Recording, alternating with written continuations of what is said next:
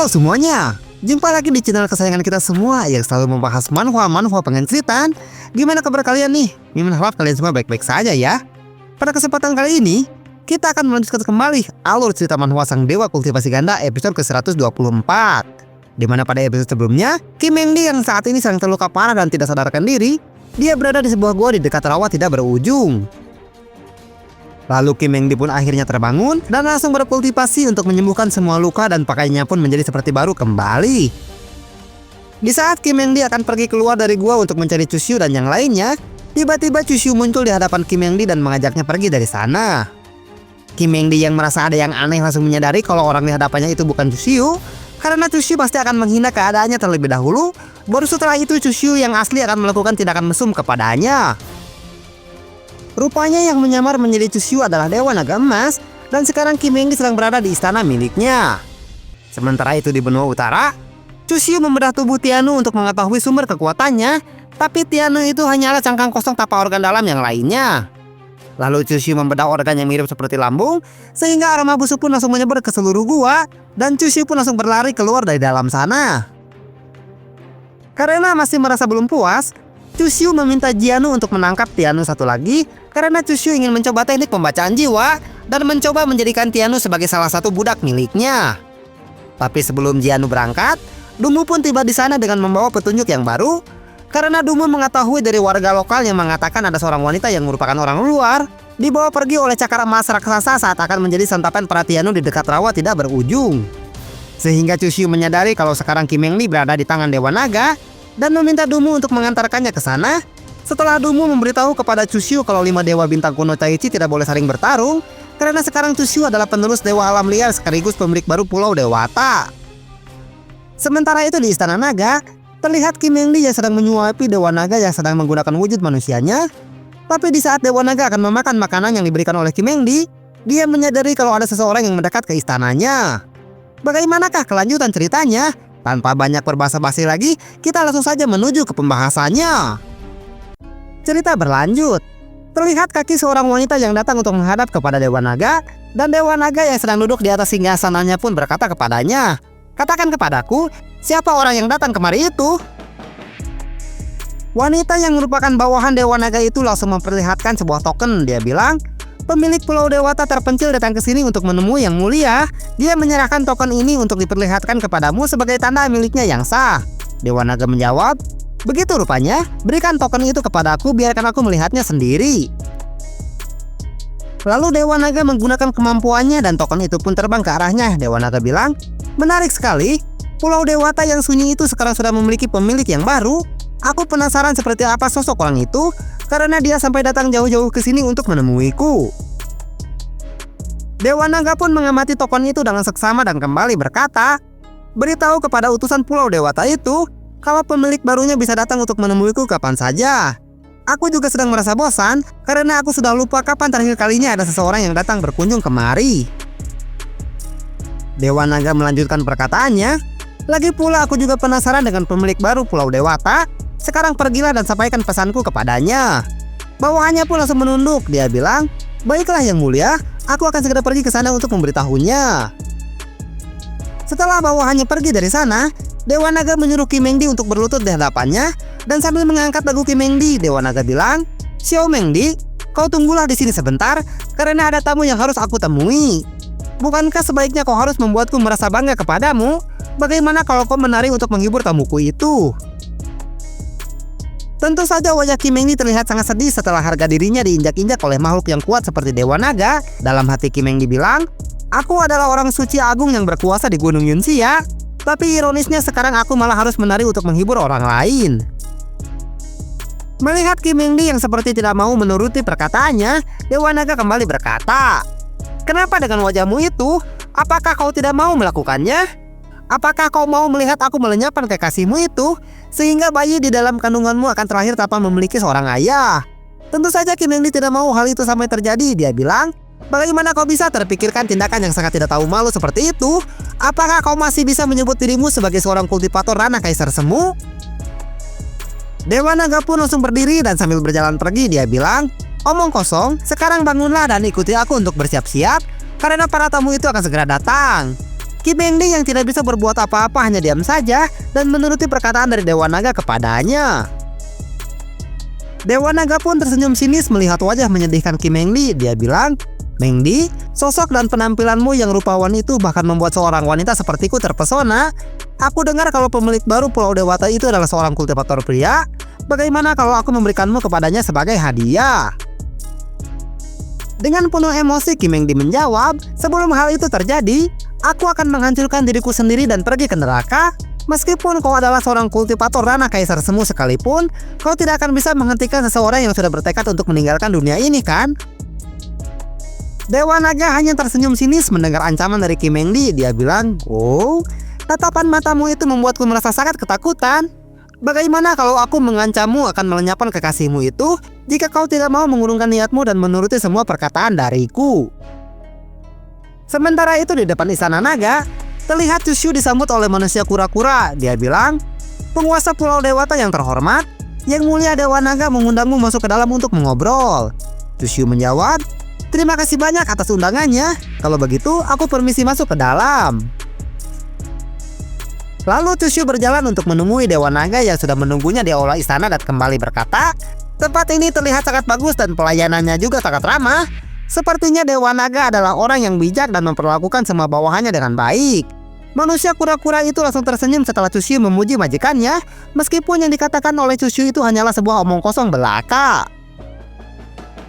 Setelah Chushu masuk ke dalam istana, Chushu melihat begitu banyak hiasan menggunakan harta yang berkilauan. Dalam hati Chushu bilang, legenda Cina mengatakan kalau Dewa Naga sangat menyukai harta karun. Ternyata legenda itu memang benar. Apakah memungkinkan jika aku bisa merampok di istana Dewa Naga? Karena aku akan menjadi kaya raya jika bisa mengambil semuanya yang ada di sini. Tapi Chushu langsung teringat akan sesuatu dan kembali berkata di dalam hatinya, "Tapi ada rumor yang mengatakan kalau Dewa Naga lebih mencintai hartanya daripada nyawanya sendiri. Lebih baik aku mengurungkan niat itu terlebih dahulu, karena dengan kemampuanku saat ini akan sulit bagiku untuk melakukannya." Akhirnya Chushu pun sampai di aula istana.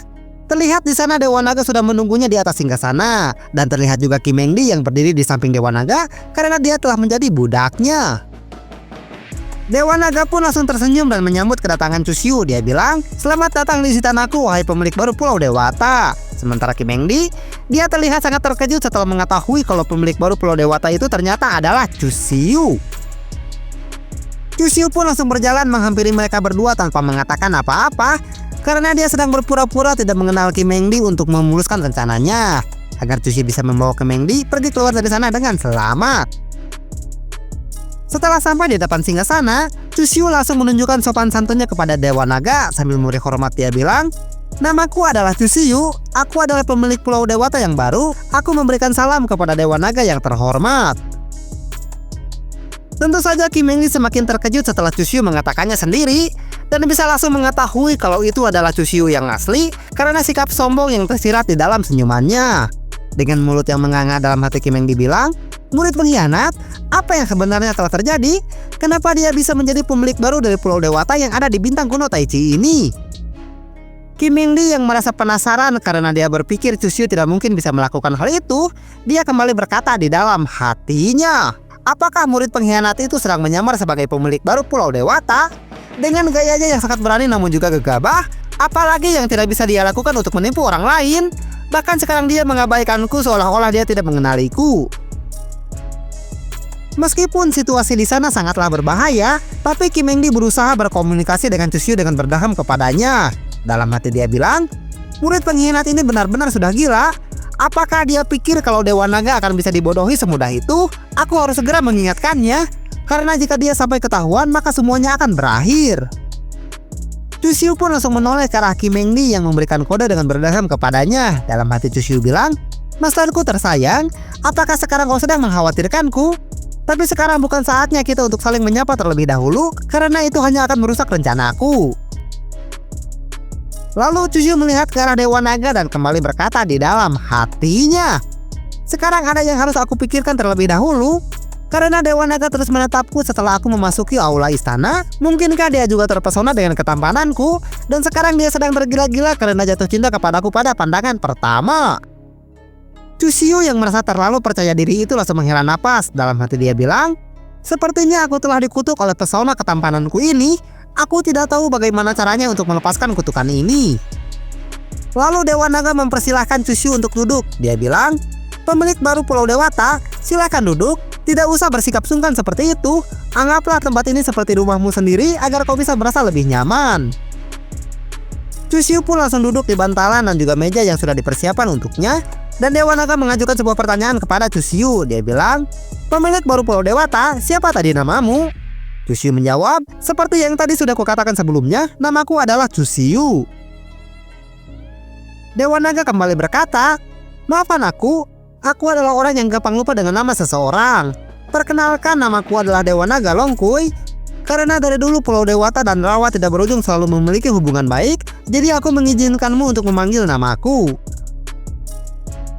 Lalu Longkuy memanggil bawahannya untuk menjamu Chushu. Dia bilang, cepat sajikan teh terbaik untuk tamu kita. Dan bawahan Longkuy pun dengan sigap langsung datang ke sana sambil membawa teh terbaik milik mereka. Saat bawahannya menuangkan teh untuk Chushu, Longkuy pun menjelaskan tentang teh tersebut. Dia bilang, nama teh ini adalah Seng Suming, dipetik dari gunung salju Xingyu di bintang kuno Taichi, dan jumlah produksinya sangat terbatas. Kalian yang merupakan kultivator dari benua langit pasti belum pernah mencicipi teh ini, jadi silahkan dinikmati. Tapi Chushu tidak tertarik sama sekali dengan teh yang sedang dibicarakan oleh Longkuy yang berasal dari gunung Xingyu. Dia malah fokus melihat gunung kembar yang ada di hadapannya, yang terlihat sangat total karena sepertinya pelayan itu sering senam jumpa setiap pagi. Sehingga wajah Chushu pun langsung birah. Dia bilang, baunya sangat harum sekali, apakah aku boleh pergi ke gunung tersebut? Tentu saja Kim Mingdi merasa sangat kesal melihat Chushu yang menjadi birah setelah melihat gunung kembar seorang pelayan. Dalam hati dia bilang, dasar murid pengkhianat biadab, dia tidak berguna sama sekali. Lebih baik aku membiarkan Dewa Naga untuk melenyapkannya sekarang juga.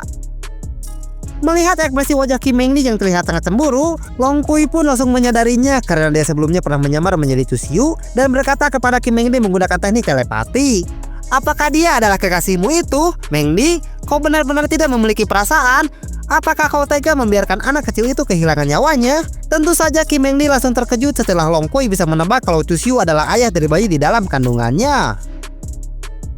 Sambil mengembungkan pipinya, Kim Mingdi menjawab, kami tidak melakukan kesalahan padamu, jadi jangan mengucapkan omong kosong seperti itu. Longkuy kembali berkata, cih, kalian berdua memiliki anak haram di luar pernikahan, dan kau berkata kalau kalian tidak bersalah, sungguh sebuah lelucon yang sangat menggelikan. Wajah Kim Mingdi pun langsung memerah karena dia merasa sangat malu dan tidak bisa menjelaskan yang sebenarnya kalau dia hanya dijadikan boneka oleh Chushu saat Chushu ingin meningkatkan vitalitas tubuhnya.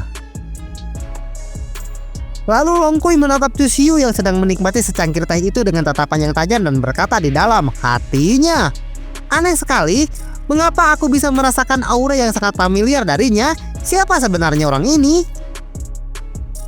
Longkuy pun bertanya kepada Chushu. Dia bilang, Chushu, sebelumnya kita tidak pernah bertemu. Bisakah kau mengatakan tujuanmu datang kemari untuk menemuiku? Apakah ada sesuatu yang ingin kau bicarakan? Jika ada, katakanlah kepadaku, tidak usah ragu-ragu. Wajah Chushu langsung berubah menjadi serius dan sambil bersikap tetap tenang, dia bilang, tujuanku datang ke sini untuk mencari tahu sebenarnya makhluk apa Tianu itu, karena aku merasa sangat tertarik setelah melihatnya sendiri. Setelah mendengar maksud kedatangan Chushu yang menanyakan tentang Tianu, wajah Longkuy langsung berubah dan mengentuk-ngentuk kursinya. Karena tadinya dia berpikir kalau kedatangan Chushu untuk membawa Kim Mingdi pergi dari sana, tapi ternyata bukan itulah tujuan utama dari Chushu. Melihat Longkuy yang hanya diam saja, Chushu pun kembali bertanya kepadanya, dengan kekuatanmu yang sebesar ini, seharusnya kau sudah menyadari keberadaan mereka sejak awal kan? Longkuy menjawab, tentu saja aku mengetahuinya, tapi karena mereka tidak menyinggung pihak Rawa tidak terbatas, jadi kami tidak perlu saling menyinggung apalagi saling menyerang. Dengan tatapan sinisnya, Chushu kembali berkata, pada dasarnya Tianu memiliki sifat kejam, serakah, dan licik. Aku rasa hubungan baik di antara kalian tidak akan bisa bertahan lama. Dan ketika mereka sudah berhasil mengumpulkan kekuatan yang cukup, aku yakin kalau mereka akan datang ke sini untuk menyerang Rawa tak berujung. Mendengar pendapat dari Chushu, Longkuy pun menanyakan maksud Chushu yang sebenarnya. Dia bilang, katakan kepadaku apa yang sebenarnya kau inginkan dengan mengatakan hal itu. Apakah kau memintaku membantumu untuk menghadapi mereka? Tapi sebelum Chushu menjawab pertanyaan dari Longkuy, ceritanya malah bersambung. Waktos, nasib ending yang sangat membuat penasaran sekali ya pemirsa.